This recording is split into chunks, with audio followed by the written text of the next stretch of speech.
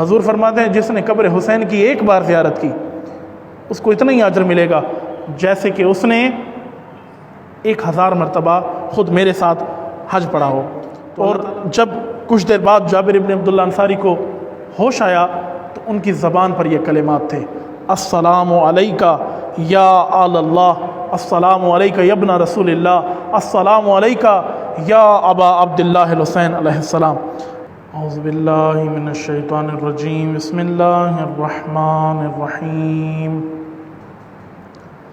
الحمد للہ الذی کان موجودا قبل حدوث الاشیاء ویبقى بعد فناء الاشیاء،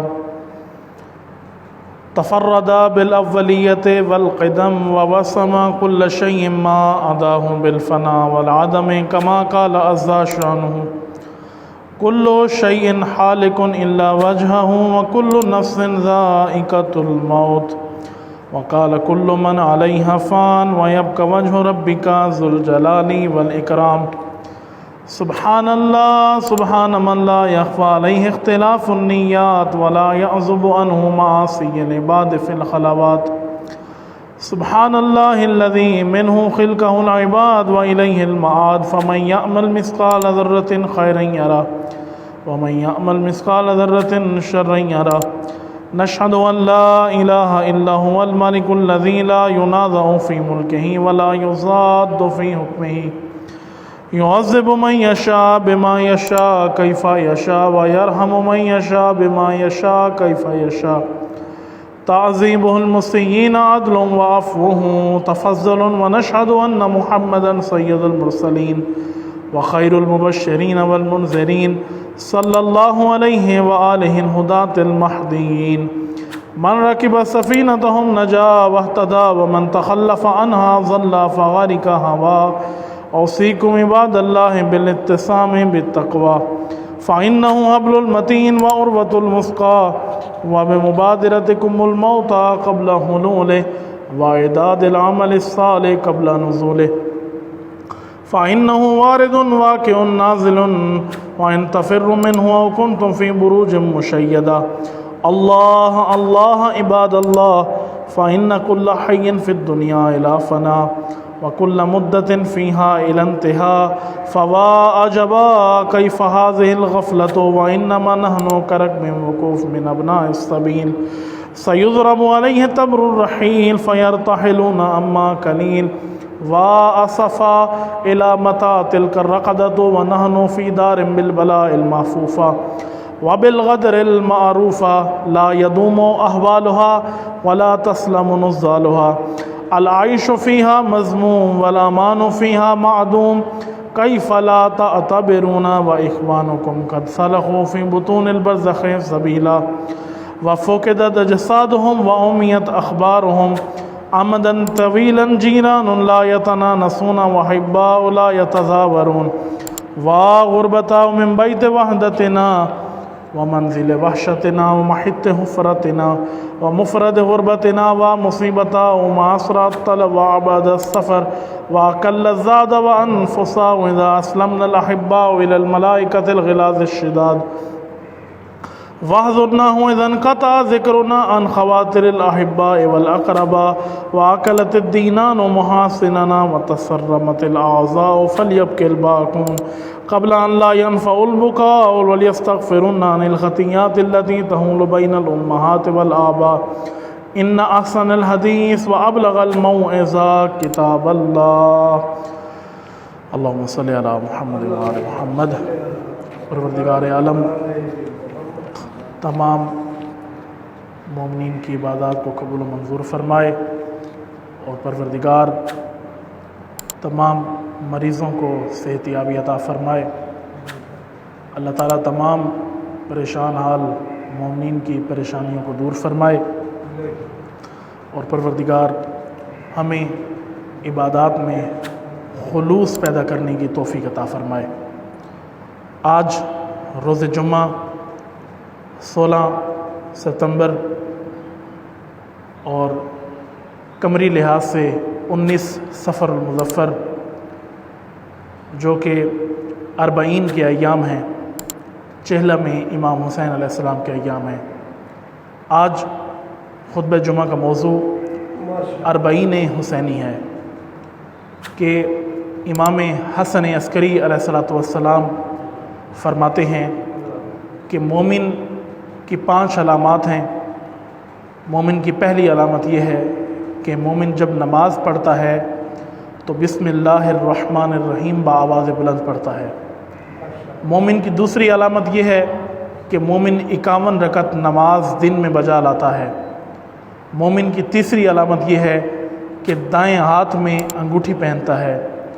مومن کی ایک علامت جو امام حسن عسکری علیہ السلام نے بیان فرمائی کہ مومن کی ایک علامت یہ ہے کہ مومن امام حسین علیہ السلام کی قبر مطہر کی زیارت کرتا ہے۔ چہلم کے روز، اربعین کے روز جو شخص امام حسین کی قبر مطہر کی زیارت کرے تو امام حسن عسکری علیہ السلام فرماتے ہیں کہ یہ حقیقی مومن ہے، اور اس کے مومن ہونے کی تصدیق خود امام حسن عسکری علیہ السلام فرما رہے ہیں۔ 20 سفر چہلم امام حسین، اربعین امام حسین، جس کی اہمیت بہت زیادہ ہے، اور جو مومنین اس وقت جا چکے ہیں کربلا، سفر کر رہے ہیں زیارت کربلا کے لیے، زیارت امام حسین کے لیے، اللہ تعالیٰ ان کی زیارات کو قبول فرمائے اور اللہ تعالیٰ ان کا سفر بے خطر فرمائے۔ بہت زیادہ عظمت اور فضیلت بیان کی گئی ہے روایات کے مطابق کہ مومن کو زندگی میں ایک مرتبہ ضرور امام کی قبر مطہر پر حاضر ہونا ضروری ہے، اور صرف یہ زیارت اس لیے نہیں ہے کہ انسان جائے اپنی حاجات پیش کرے، قبر مطہر کو، امام کے روضے کو جا کر چوم لے تو وہ یہ سمجھے کہ میں نے حق ادا کر دیا ہے۔ نہیں، امام کے روضے کو چوم لینے سے حق ادا نہیں ہوتا، امام کے روضے کو مس کرنے سے حق ادا نہیں ہوتا، امام علیہ السلام کی زیارت پڑھنے سے حق ادا نہیں ہوتا، بلکہ یہ تمام اعمال سے ثواب حاصل ہوتا ہے، لیکن حق اس وقت ادا ہوتا ہے جب مومن امام حسین کے روضے پر پہنچ کر جب واپس پلٹ رہا ہو تو عہد کر کے پلٹ رہا ہو کہ اے مولا، آج آپ کے روضے پر تشریف آیا ہوں تو آج اس جگہ پر، اس مقام پر عہد کرتا ہوں کہ اس کے بعد جو زندگی گزاروں گا وہ بھی آپ کی سیرت پر گزاروں گا۔ زیارت کر لی ہو امام کی، امام کے روضہ اقدس کی زیارت کا شرف حاصل ہو گیا ہو، لیکن واپس آ کر پھر ویسی زندگی گزارے جو آئمہ کی سیرت کے خلاف ہو، تو میرے خیال سے شاید اس زیارت کا بھی کوئی فائدہ نہیں ہوگا، بلکہ زیارت کا مقصد ہی یہی بتایا گیا ہے کہ مومن امام کے روضے پر جا کر عہد کرے، پیمان کرے، وعدہ کرے کہ آج کے بعد جو زندگی گزاروں گا وہ آپ کی سیرت پر گزاروں گا۔ جب ایک مومن اپنے امام کے پاس جاتا ہے تو ہمارا یہ طریقہ کار ہے کہ ہم جب امام کے روضے پر جاتے ہیں جا کر دعائیں کرتے ہیں کہ مولا اولاد نہیں ہے، اولاد عطا فرمائیں، مولا روزگار اچھا نہیں ہے، روزگار عطا فرمائیں، یعنی آئمہ کو وسیلہ بناتے ہیں، آئمہ سے نہیں مانگتے، آئمہ کو وسیلہ بنا کر خدا سے مانگتے ہیں۔ ان کے روضے پر جا کر اپنی حاجات پیش کرتے ہیں، اپنی مشکلات بیان کرتے ہیں، ہر چیز اپنی بیان کر دیتے ہیں امام کے سامنے، لیکن امام کے روضے پر جا کر یہ نہیں پوچھتے کہ مولا اپنی ہر شے بیان کر دی، آپ مجھ مومن سے کیا چاہتے ہیں؟ امام بھی چاہتے ہیں اپنے مومن سے، اپنے ظاہر سے کچھ وہ بھی طلب کرتے ہیں، وہ اپنے ظاہر سے کچھ مال طلب نہیں کر رہے، وہ اپنے ظاہر سے دنیاوی جائیداد، دنیاوی مال و ثروت طلب نہیں کر رہے، بلکہ اپنے ظاہر سے، اپنے مومن سے، اپنے شیعہ سے یہ طلب کرتے ہیں کہ تم نے علی کی ولایت کا دم تو بھرا ہے، تم امام حسین کی محبت تو دل میں رکھتے ہو، تم ان کے مصائب پہ گریہ تو کرتے ہو، کیا ان کی سیرت پر عمل کرتے ہو یا نہیں کرتے؟ امام حسین علیہ السلام مومن سے کیا طلب کرتے ہیں کہ میں نے جو کربلا میں یہ قربانی دی، اپنا سارا خاندان قربان کر دیا، جس مقصد کے لیے قربان کیا، تم اس مقصد کو زندہ رکھ رہے ہو یا نہیں رکھ رہے؟ تم نے اس مقصد کو کہاں تک دیکھا؟ تم نے اس مقصد کو کہاں تک سمجھا؟ وہ مقصد اہم ہے جس مقصد کی خاطر امام حسین علیہ السلام نے اپنا سب کچھ دین پر لٹا دیا، قرآن پر لٹا دیا۔ اربعین حسینی زیارت امام حسین کی، قبر مطہر امام حسین کی وہاں تشریف لے جانا، وہاں جا کر زیارت کرنا، اس کی بہت اجر اور فضیلت روایات میں بیان کی گئی ہے۔ دو روایات آج آپ کی خدمت میں عرض کرنی ہیں۔ پہلی روایت حضور سرور دو عالم حضرت محمد مصطفیٰ صلی اللہ علیہ وآلہ وسلم، لاکھوں درود و سلام ہو ہمارے نبی پر، آپ سے یہ روایت حضرت عبداللہ ابن عباس روایت کرتے ہیں کہ میں ایک مرتبہ حضور کی خدمت میں تشریف لے گیا۔ فرماتے ہیں قال دخلت علی النبی والحسن علی عاتقیہ والحسین علی فخذیہ۔ عبداللہ ابن عباس کہتے ہیں کہ میں حضور کی بارگاہ میں تشریف لے گیا، میں نے کیا دیکھا کہ حسن امام کے کندھے پر سوار ہیں اور حسین فعلی خاذہ، حسین رسول اللہ کے زانوں پر بیٹھے ہوئے ہیں۔ امام حسن حضور کے کندھے پر سوار ہیں، حضور نے ان کو اپنے کندھوں پر بٹھایا ہوا ہے، اور امام حسین کو اپنے زانوں پر بٹھایا ہوا ہے۔ یلسمہما، میں نے کیا دیکھا، حضور امام حسن کے بھی بوسے لے رہے ہیں، امام حسین کی بھی بوسے لے رہی ہیں، پیار کر رہے ہیں دونوں کو۔ عبداللہ ابن عباس کہتے ہیں کہ میں نے جب حضور کو دیکھا وہ حسن و حسین کو بوسے لے رہے تھے، ان سے پیار کر رہے تھے۔ وَيَقُول، اور رسول ان کو پیار کرتے ہوئے یہ فرما رہے تھے اللہم وَالِ مَنْ وَالَاهُمَا، اے اللہ تو اس سے محبت رکھ جو ان دونوں سے محبت رکھے، وَعَادِ مَنْ عَادَاهُمَا، اور اے اللہ تو اس سے دشمنی رکھ، تو اس سے نفرت کر جو حسن و حسین سے نفرت کرے۔ ثم قال یبن عباس، اور پھر رسول اللہ نے ابن عباس کو کہا کأنی بہی وقد خضبت شیبتہ من دمہ، اے ابن عباس یہ میرا حسین بیٹا ایک دن آئے گا جب اس کی داڑھی خون سے تر ہو جائے گی، جب حسین کی داڑھی خون سے تر ہو جائے گی۔ ابن عباس کہتے ہیں کہ میں حیران ہوا کہ ابھی تو حسن حسین چھوٹے ہیں اور حضور ان سے اتنا پیار کر رہے ہیں، اور حضور فرما رہے ہیں کہ ایک دن آئے گا جب میرے بیٹے حسین کی داڑھی خون سے رنگین ہو جائے گی، یہ کون سا دن ہوگا؟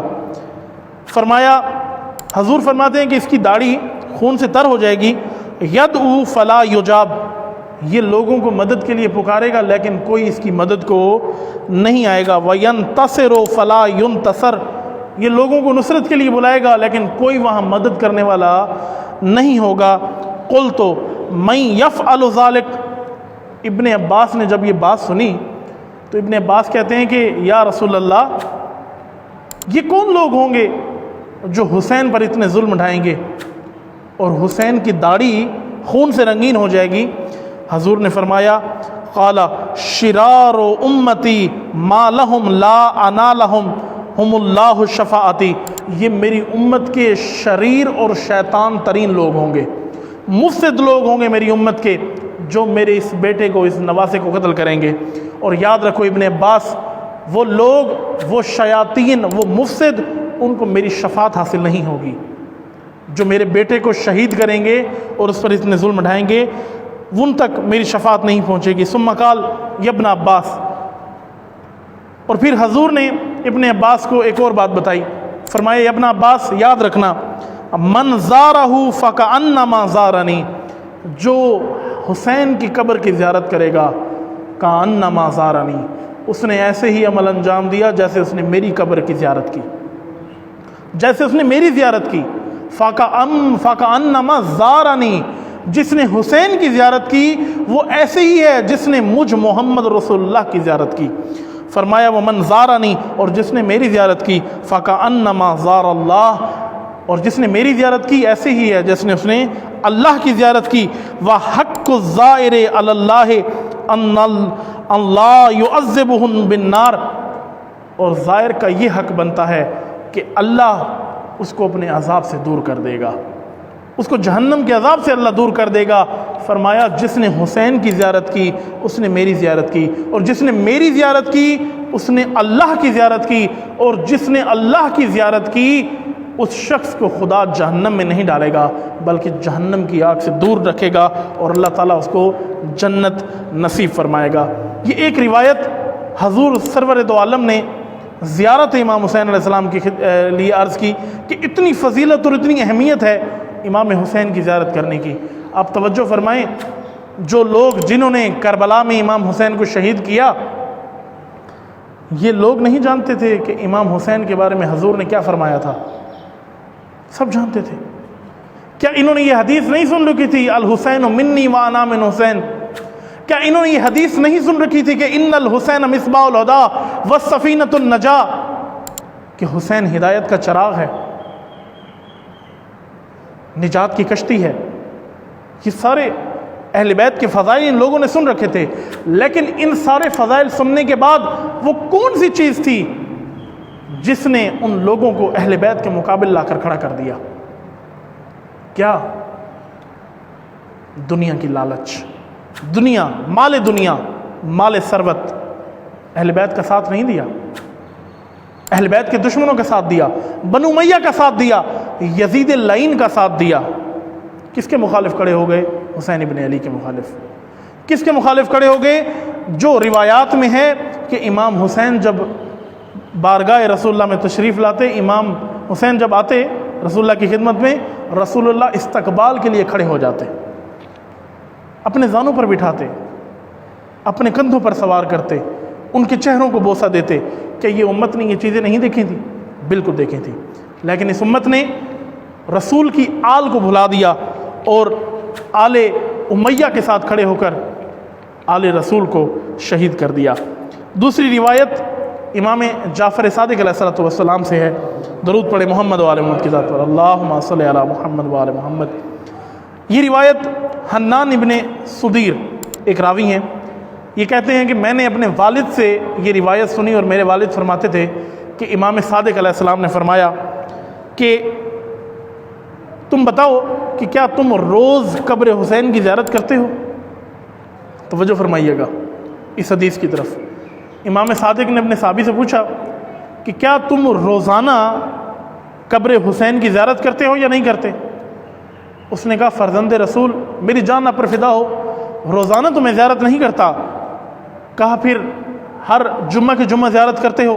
کہا نہیں، ہر جمعہ کے جمعہ بھی نہیں کرتا۔ کہا کیا ہر ماہ قبر حسین کی زیارت کرتے ہو؟ کہا نہیں، ہر ماہ بھی نہیں کرتا۔ کیا ہر سال کرتے ہو؟ کہا ہر سال تو نہیں، لیکن زندگی کے کئی سال ایسے ہیں جن میں نے قبر حسین کی زیارت کی ہے، لیکن ہر سال زیارت پہ نہیں جا سکا۔ تو امام جعفر صادق علیہ السلام فرماتے ہیں تم حسین پر کیوں جفا کرتے ہو؟ تم حسین پر کیوں جفا کرتے ہو؟ کیوں قبر حسین کی زیارت نہیں کرتے؟ یہ کہتا ہے ابن رسول اللہ میری جان آپ پر فدا ہو، میرے گھر سے قبر حسین بہت دور ہے، بہت فاصلہ ہے، میں روزانہ ہر جمعہ ہر مہینے قبر حسین کی زیارت تو نہیں کر سکتا، نہیں جا سکتا، ممکن نہیں ہے، فاصلہ بہت زیادہ ہے۔ اس وقت امام صادق علیہ السلام نے فرمایا کہ یاد رکھو اللہ نے 20,000 ملائکہ کو صرف قبر حسین کے اوپر معین کیا ہے، جن کے بال کھلے ہوتے ہیں، جن کے گریبان چاک ہوتا ہے، اور وہ 24 گھنٹے امام حسین کی قبر پر گریا کرتے ہیں اور ان پر درود و سلام بھیجتے ہیں۔ امام صادق فرماتے ہیں کہ اگر تم روزانہ یا ہر جمعہ قبر حسین پر نہیں جا سکتے تو پھر کیا کرو؟ مثلا ہم لوگ ہیں، امام کہتے ہیں کہ جو قبر حسین پر روزانہ نہیں جاتا اس نے جفا کی ہے، امام حسین پر ظلم کیا ہے، تو ہم تو نہیں جا سکتے، روزانہ تو نہیں جا سکتے۔ پھر امام نے ایک حال بتایا، کہا کہ تم اپنے گھر میں بھی رہ کر امام حسین کی زیارت کا ثواب حاصل کر سکتے ہو۔ صدیر نے پوچھا کہ مولا میں روزانہ تو نہیں جا سکتا، فاصلہ بہت زیادہ ہے، تو کیسے قبر حسین کی زیارت کا اجر میں حاصل کروں؟ تو امام صادق علیہ السلام فرماتے ہیں کہ تم کیا کرو، روزانہ اپنے گھر کی چھت پر جاؤ، چھت پر کھڑے ہو کر روزانہ کی بنیاد پر اپنی چھت پر جاؤ اور کربلا کی طرف رخ کر کے اشارہ کر کے کہو السلام علیکہ یا ابا عبداللہ، السلام علیکہ ورحمۃ اللہ وبرکاتہ۔ یہ 2 سلام امام حسین کی قبر کی طرف اشارہ کر کے روزانہ پڑھو، اپنی چھت پر جاؤ اور یہ سلام کرو، اللہ تمہیں قبر حسین کی زیارت کا ثواب عطا فرمائے گا۔ اور امام علیہ السلام نے فرمایا کہ دن میں 1 مرتبہ ضرور امام حسین پر یہ سلام بھیجو، ہر دن میں 1 مرتبہ ضرور امام حسین پر یہ سلام بھیجو، کیا؟ السلام علیکہ یا ابا عبداللہ۔ اور فرمایا روزانہ 1 مرتبہ سلام بھیجو اور ہر جمعے کے جمعے 5 مرتبہ اپنی چھت پر سوار ہو کر یہ سلام امام حسین علیہ السلام کی خدمت میں پیش کرو. کیا؟ السلام علیکہ یا ابا عبداللہ. امام فرماتے ہیں جس نے جمعہ کے روز 5 مرتبہ میرے جد حسین پر یہ سلام کیا اس کو اللہ قبر حسین کی زیارت کا ثواب عطا فرمائے گا. ایک حدیث رسول اکرم سے مروی ہے، حضور فرماتے ہیں جس نے قبر حسین کی زیارت کی اس نے ایسے ہی ہے جیسے 1000 حج میرے ساتھ انجام دیا ہو. حضور صلی اللہ علیہ وسلم کے ہمراہی میں جس نے حج ادا کیے ہوں، کتنی بڑی شان ہے اس کی، کتنی بڑی عظمت ہے. حضور فرماتے ہیں جس نے قبر حسین کی 1 بار زیارت کی اس کو اتنا ہی اجر ملے گا جیسے کہ اس نے 1000 مرتبہ خود میرے ساتھ حج پڑھا ہو. تو اللہ تعالیٰ ان تمام مومنین کی زیارات کو قبول فرمائے جن کو اللہ نے یہ خوش قسمتی، یہ اللہ نے ان کو فرصت عطا فرمائی، ان کو اس نعمت سے نوازا کہ وہ قبر حسین کی زیارت کر کے آئے. اور جو مومنین اس زیارت سے محروم ہیں اللہ تعالیٰ ان کو بھی زیارت امام حسین علیہ السلام کی توفیق نصیب فرمائے. اور اس کے علاوہ کل 20 صفر یوم اربعین ہے. اربعین کے دن زیارت اربعین کا پڑھنا بہت اجر و ثواب ہے. زیارت اربعین کا بہت اجر ہے. روایات میں ہے کہ جس نے روز اربعین جو امام حسین کی قبر پر نہیں پہنچ سکا وہ اپنے گھر میں اپنی چھت پر یا کھلے کسی میدان میں کھڑا ہو کر زیارت اربعین کی تلاوت کرے، اللہ اس کو قبر حسین کی زیارت کا ثواب عطا فرمائے گا. تیسری اہم روایت آپ کی خدمت میں عرض کرنی ہے. یہ روایت جابر ابن عبداللہ انصاری روایت کرتے ہیں. جابر ابن عبداللہ انصاری وہ صحابی ہیں جو صحابی رسول ہیں. حضور کے زمانے سے، حضور کے زمانے میں انہوں نے حضور سے ملاقات کی، اسلام قبول کیا، اور پھر یہ واحد صحابی ہیں جنہوں نے 5ویں امام محمد باقر علیہ السلام کی زیارت بھی کی ہے. یعنی اتنا عرصہ زندہ رہے ہیں، تقریباً 100 سال سے بھی زیادہ زندگی بنتی ہے. انہوں نے امام باقر علیہ السلام کی زیارت کی ہے. اور جب یہ حضور صلی اللہ علیہ وسلم نے جابر ابن عبداللہ انصاری کو کہا تھا کہ اے جابر تجھے میرے 5ویں وارث کی زیارت نصیب ہوگی، اور جب تو میرے 5ویں بیٹے کی زیارت کرے تو اس بیٹے کو میرا سلام کہنا. اور جابر ابن عبداللہ انصاری امام باقر سے جب ملے تو امام باقر کو رسول اللہ کا سلام پہنچایا. یہ جابر ابن عبداللہ انصاری وہ صحابی ہیں جو پہلے زائر حسینی ہیں. کربلا کے واقعے کے بعد، شہادت امام حسین کے بعد سب سے پہلا زائر جس نے قبر امام حسین کی زیارت کی وہ جابر ابن عبداللہ انصاری ہیں. آپ حدیث قصہ پڑھتے ہیں نا گھروں میں یہ شب جمعہ، یہ حدیث قصہ کی جو روایت ہے یہ جابر ابن عبداللہ انصاری نے روایت کی ہے. یہ آپ جب حدیث قصہ پڑھیں تو شروع بھی یہیں سے ہوتا ہے، ان جابر ابن عبداللہ الانصاری. یہ جابر ابن عبداللہ انصاری نے یہ حدیث قصہ کی روایت کی ہے. بہت جلیل القدر صحابی، پہلے زائر حسین، پہلا شخص جو امام حسین کے روضے پر جا کر اس نے زیارت کی. یہ کہتے ہیں کہ راوی کہتا ہے کہ میں نے دیکھا جابر ابن عبداللہ انصاری کو کہ یہ جب حرم امام حسین کے قریب پہنچے تو انہوں نے اپنے جوتے اتار دیے. تو ساتھی نے پوچھا کہ کانٹے ہیں، پتھر ہیں، جوتے مت اتاریں، آپ کے پاؤں زخمی ہو جائیں گے. تو جابر کہتے ہیں کہ یہ کربلا کی زمین جہاں زہرا کے بچوں کا خون گرا ہوا ہے، اس خون پر میرا پاؤں نہ آ جائے. جوتے اتار دیے، جوتے اتار کر قبر حسین تک پیدل چل کے گئے. اور راوی کہتا ہے کہ جابر ابن عبداللہ انصاری نے دریائے فرات میں غسل کیا، پاکیزہ لباس پہنا، اپنے لباس پر خوشبو لگائی، اور جب قبر حسین پر پہنچے سرانے پر آ کر بیٹھ گئے. اور 3 مرتبہ یہ شخص کہتا ہے میں نے سنا کہ جابر ابن عبداللہ انصاری کہتے ہیں اللہ اکبر. 3 دفعہ یہ صدائیں بلند ہوئیں اور جابر ابن عبداللہ انصاری امام کی قبر پر بے ہوش ہو گئے، گریا کرتے ہوئے، روتے ہوئے بے ہوش ہو گئے. اور جب کچھ دیر بعد جابر ابن عبداللہ انصاری کو ہوش آیا تو ان کی زبان پر یہ کلمات تھے، السلام علیکہ یا آل اللہ، السلام علیکہ یا ابن رسول اللہ، السلام علیکہ یا ابا عبداللہ الحسین علیہ السلام. اللہ تعالیٰ ہمیں اس عظیم صحابی کی معرفت نصیب فرمائے. اللہ تعالیٰ ہم سب کو زیارت امام حسین علیہ السلام کی توفیق نصیب فرمائے. اور جو مومنین زیارت کر چکے ہیں اللہ تعالیٰ ان کی زیارات کو اپنی بارگاہ میں قبول اور منظور فرمائے. آپ کے علم میں ہونا چاہیے دنیا کا اس وقت سب سے عظیم ترین اجتماع اربعین کا اجتماع ہے. کم و بیش 2 کروڑ انسان 20 صفر کو امام حسین کے روضے پر پہنچتے ہیں۔ 2 کروڑ انسان۔ اس وقت دنیا کے سب سے عظیم اجتماعوں میں سے ایک اجتماع یہ ہے، اور سب سے بڑا اجتماع اگر کہا جائے تو یہ مبالغہ نہیں ہے۔ 2 کروڑ انسان، جس میں صرف مسلمان شیعہ نہیں ہوتے، اہل سنت بھی ہوتے ہیں، عیسائی بھی جاتے ہیں، دیگر مذاہب کے لوگ، ہندو بھی امام حسین علیہ السلام کی قبر پر جاتے ہیں، جا کر زیارت کرتے ہیں۔ صرف شیعہ نہیں جاتے، اہل سنت بھی، بہت بڑی مقدار پاکستان سے اہل سنت ہیں جو جاتے ہیں امام حسین علیہ السلام کی قبر کی، جا کر زیارت کرتے ہیں۔ تو پس پتہ چلا کہ امام حسین صرف تشیع کے نہیں ہیں، امام حسین اسلام کا سرمایہ ہیں، بلکہ اسلام کا نہیں بلکہ امام حسین انسانیت کا سرمایہ ہیں۔ اگر انسانیت نے راہ نجات لینی ہے تو امام حسین کا دروازہ ہے، وہ امام حسین کا راستہ ہے، کہ اگر جو راستہ قوموں کو نجات کا راستہ بتاتا ہے، قوموں کو شجاعت کا راستہ بتاتا ہے، قوموں کو خودداری اور بیداری کا راستہ بتاتا ہے، قوموں کو سر اٹھا کے جینے کا راستہ بتاتا ہے، وہ امام حسین علیہ السلام کا راستہ ہے۔ اس کے علاوہ آپ کے علم میں ہونا چاہیے کہ محرم ہو یا اربعین ہو، پاکستان کے اندر ایک عجیب ماحول ہے۔ محرم جب آئے تو سمجھا جاتا ہے کہ یہ شیعوں کا مہینہ آ گیا ہے، اور چہلم آئے تو یہی سمجھا جاتا ہے کہ یہ شیعوں کے پروگرام ہیں اور شیعوں کے اپنے سلسلے ہیں جن کو وہ چلائیں گے۔ نہیں میرے بھائی، ایسا نہیں ہے۔ تمام ملت پاکستان جو بھی مسلمان ہے، کلمہ گو ہے، امام حسین اس کے لیے امام ہے، اس کو امام حسین کو اپنا امام ماننا چاہیے، اور ہیں اہل سنت امام حسین کو اپنا امام مانتے ہیں۔ لیکن امام حسین اور محرم صرف شیعوں کے ساتھ نہیں ہے، تمام مسلمانوں کو یہ غم میں شریک ہونا چاہیے۔ یہ مجھے بتائیں، کیا امام حسین شیعوں کی ہی ہیں؟ شیعوں کے نہیں ہیں امام حسین۔ آپ یہ دیکھیں، ہم تو چلو ان کو اپنا امام مانتے ہیں، لیکن کیا وہ فرزند رسول نہیں ہیں؟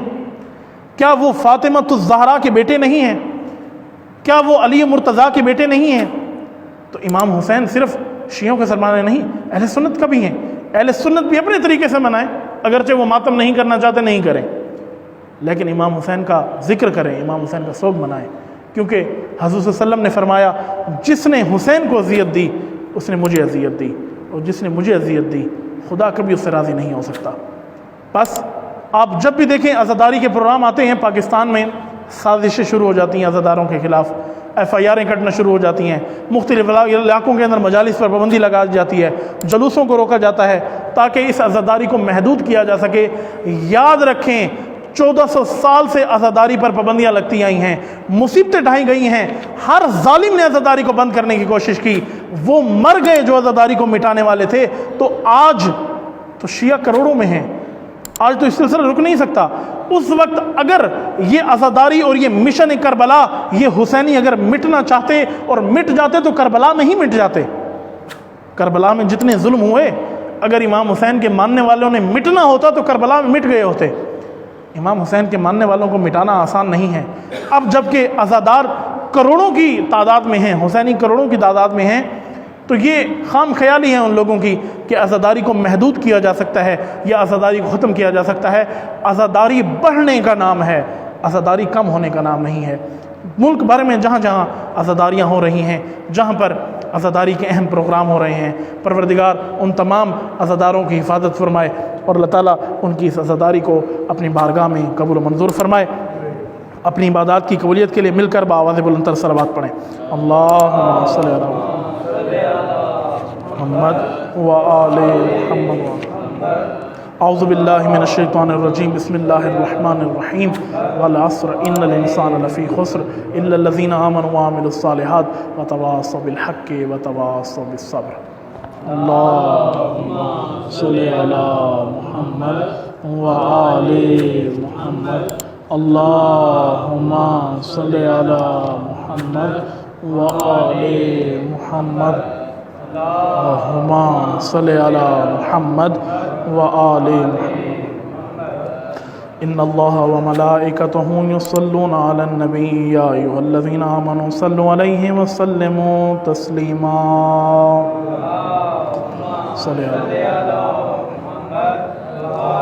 اللہم صلی علی سید المرسلین و شفیع المذنبین نبینا محمد صلی اللہ علیہ وآلہ وعلى امام المسلمین وقائد الغر المحجلین امیر المؤمنین علی ابن ابی طالب صلوات اللہ علیہ وعلى علي بن أبي طالب وآله وعلى سيدة النساء العالمين وبذأة خاتم النبيين سيدتنا فاطمة بنت رسول الله صلوات الله عليها وعلى الحسن المجتبى والحسين الشهيد بكربلاء وعلي بن الحسين ومحمد بن علي وجعفر بن محمد وموسى بن جعفر وعلي بن موسى ومحمد بن علي وعلي بن محمد والحسن بن علي عليه الصلاة والسلام.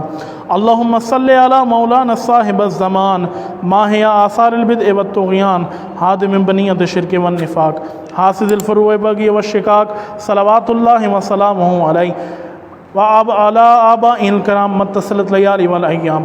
اللهم عجل فرجه وسهل مخرجه وكن ناظرنا بنظرة منا إليه وجعلنا من المستشهدين بين يديه وتفضل على أمرائنا المؤمنين بمزيد التوفيقات وزياد الإقبال وعلو الدرجات. اللهم افعل بنا ما أنت أهله ولا تفعل بنا ما نحن أهله بجاه محمد وآله المعصومين صلوات الله وعليهم أجمعين. اللهم اجعلنا ممن يذكر فتنفعه الذكرى. إن الله يأمر بالعدل والإحسان وإيتاء ذي القربى وينهى عن الفحشاء والمنكر والبغي يعظكم لعلكم تذكرون. اس کو روکیں.